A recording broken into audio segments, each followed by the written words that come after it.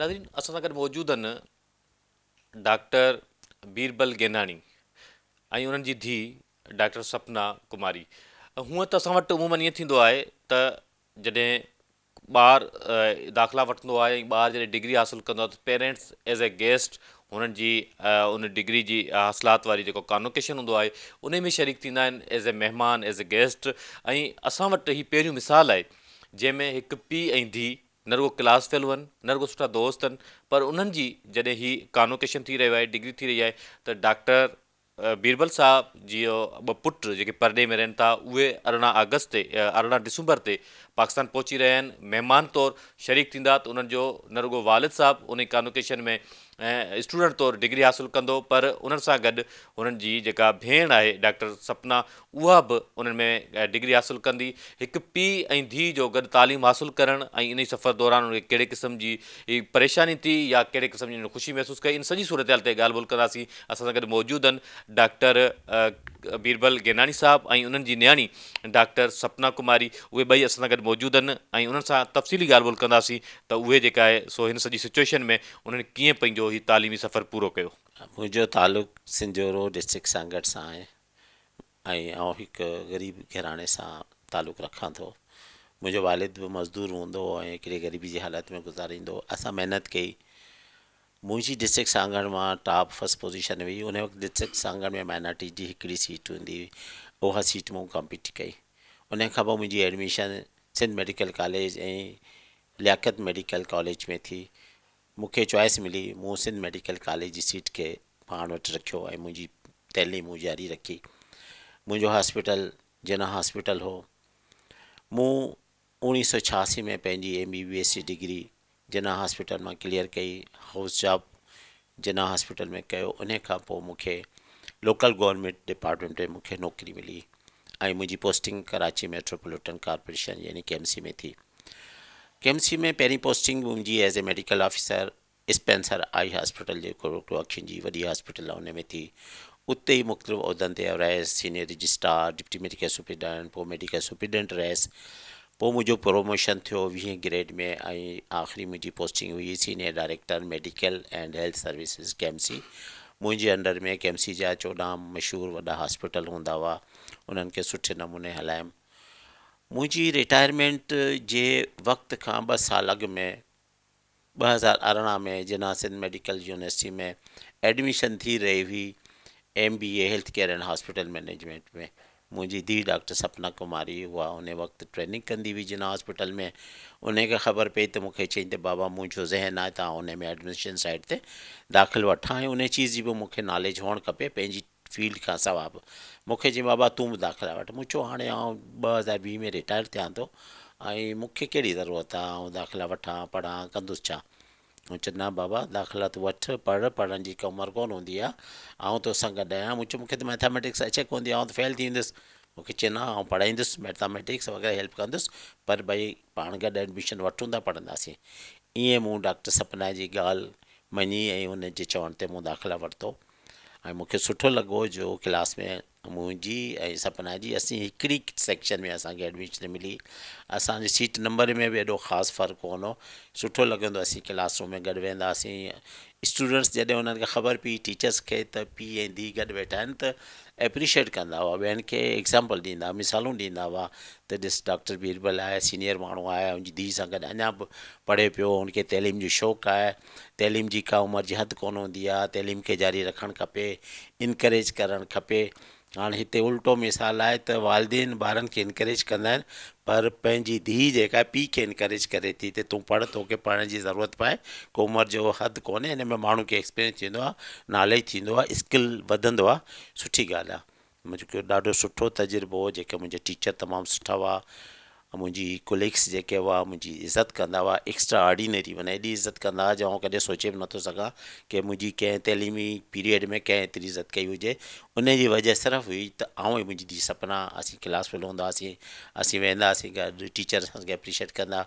माना हर माण्हू जेको असांखे ॾिसंदो न परे खां, साम्हूं न चवंदो यार बाप बेटी जा रहे हैं, बाप बेटी जा रहे हैं, देखो कितनी अच्छी बात है, साथ पढ़ते हैं, स्टूडेंट है, कैसे लगते हैं।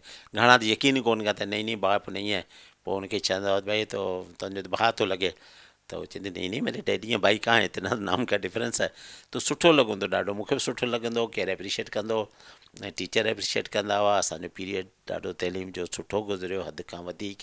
असां एग्ज़ाम ॾिनासीं, रेगुलर क्लास अटेंड कई ऐं एनुअल में असां MBA health care hospital management Jinnah Sindh medical university जेको वॾी यूनिवर्सिटी आहे, वॾी यूनिवर्सिटी जो दर्जो रखे थी, उहो असां पास कई। असांखे प्रोविजनल डिग्री मिली चुकी आहे ऐं हाणे 18 डिसंबर ते कन्वोकेशन आहे, जंहिंमें आउं ऐं मुंहिंजी धीउ सपना ॿई असां गॾु डिग्री वठंदासीं।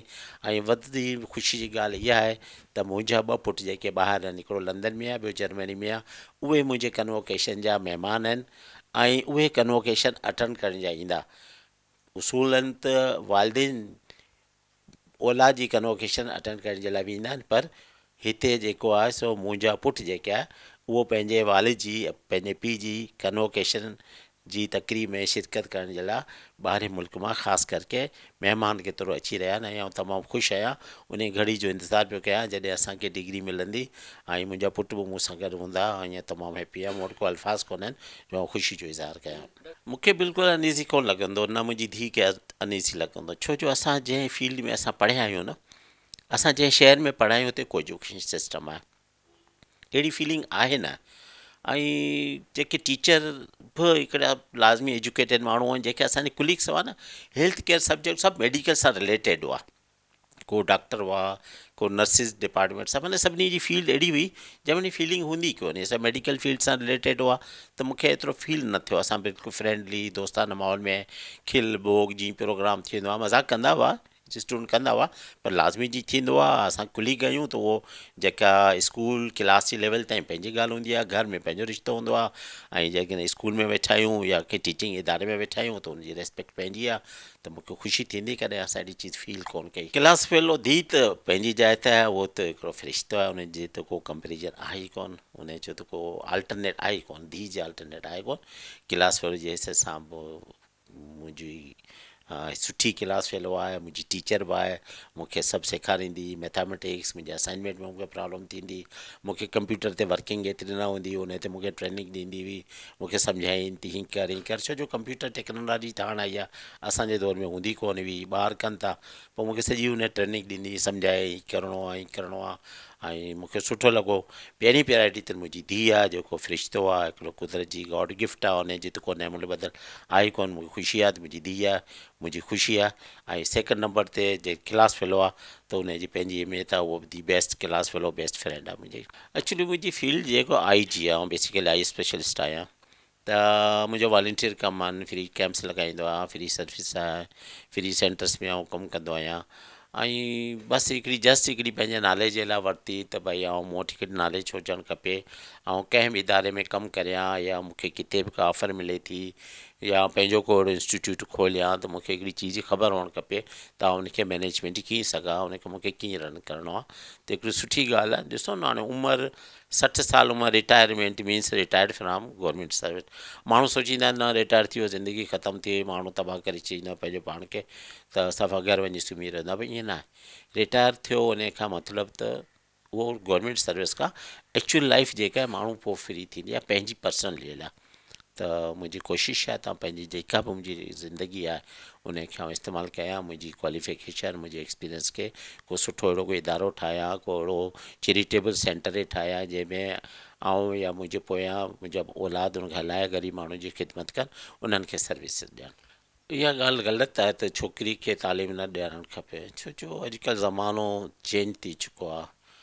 छोकिरी अहिड़ी चीज़ आहे मुआशिरे में कमज़ोर आहे, उनखे पंहिंजी तइलीम, पंहिंजो हुनरु स्किल हुअणु तमामु ज़रूरी आहे। आउं त पेरेंट्स खे, उनजे वालिदेन खे गुज़ारिश कंदुसि त पंहिंजी छोकिरियुनि खे तइलीम ज़रूरी ॾियारियो जो उहे पंहिंजे पेर ते बीह सघनि।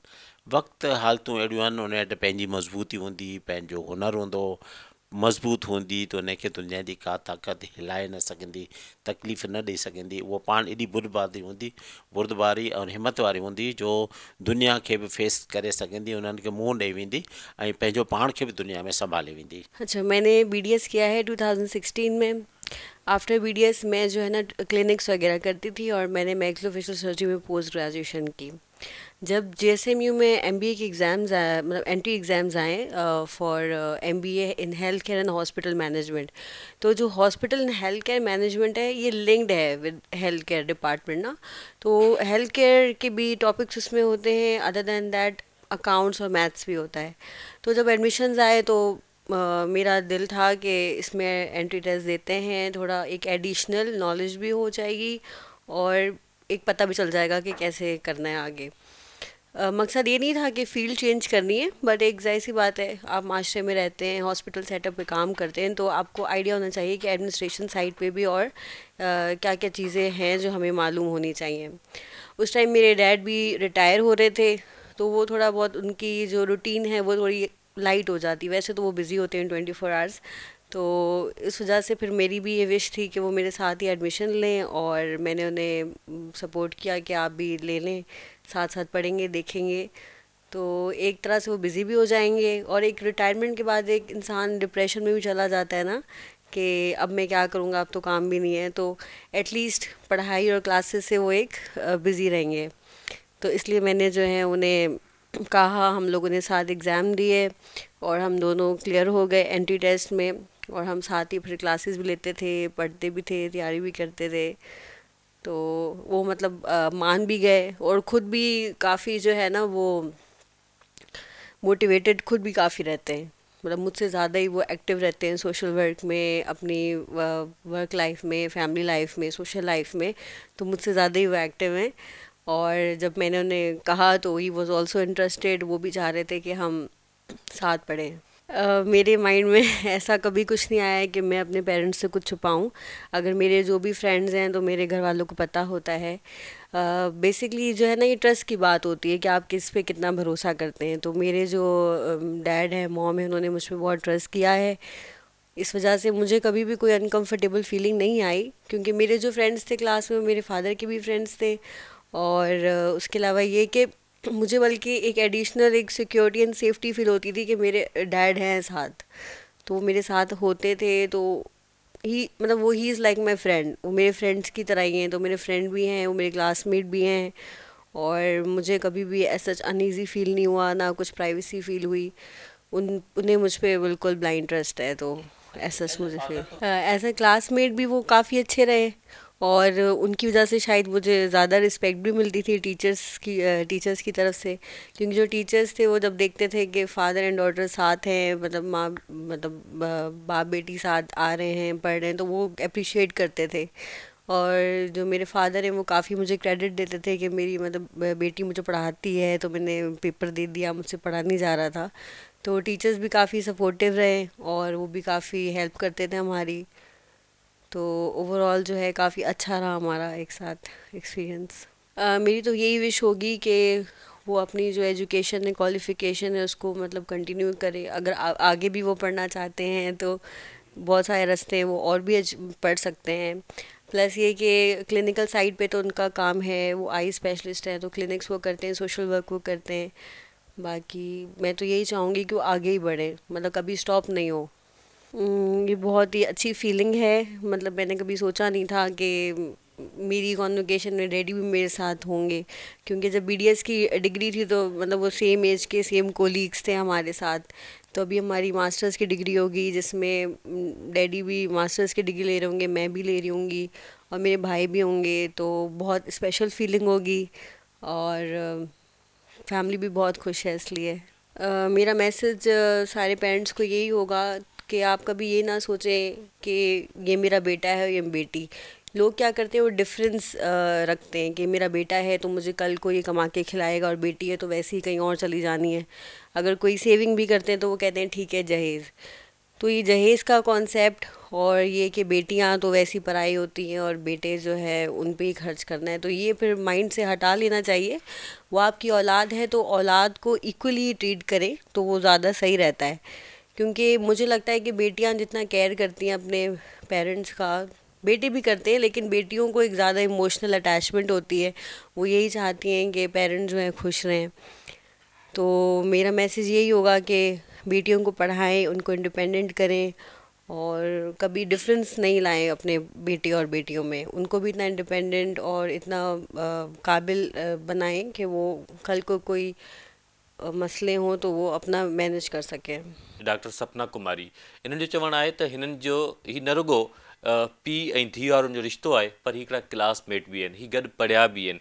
ऐं इन्हनि जी जेका हाणे फीलिंग्स आहिनि उहे न रुगो हिकु जज़्बाती ऐं ॾाढियूं बहितरीनु फीलिंग्स आहिनि, पर असां सभिनी जे लाइ इहो पीउ ऐं धीउ हिकु रोल मॉडल आहिनि। असांखे इन्हनि जे हिन जेको हिननि रस्तो इख़्तियार कयो आहे, यकीन इनखे फॉलो करणु घुरिजे, त जीअं असां न रुगो पंहिंजे पेरेंट्स खे ॿुढ़ाइप में अकेलो छॾे ॾियूं, पर उन्हनि खे पाण सां गॾु खणी ऐं उन्हनि खे इहो अहसासु ॾियारियूं त उहे अकेला न आहिनि। इन सां गॾोगॾु उन्हनि वालदेन खे बि ही जेको पीउ ऐं धीउ इहो मैसेज ॾियणु चाहिनि था जेके पंहिंजे नियाणियुनि जी तालीम में रुकावट बणियल आहिनि, उन्हनि वालदेन खे फ़राख़ जो मुज़ाहिरो कंदे पंहिंजे औलाद ते ट्रस्ट करणु घुरिजे ऐं ख़ासि तौर ते नियाणियुनि जी तालीम जे लाइ हिकु क़दम अॻिते वधणु घुरिजे। इन सां गॾु ॾींदा इजाज़त, अला भाई।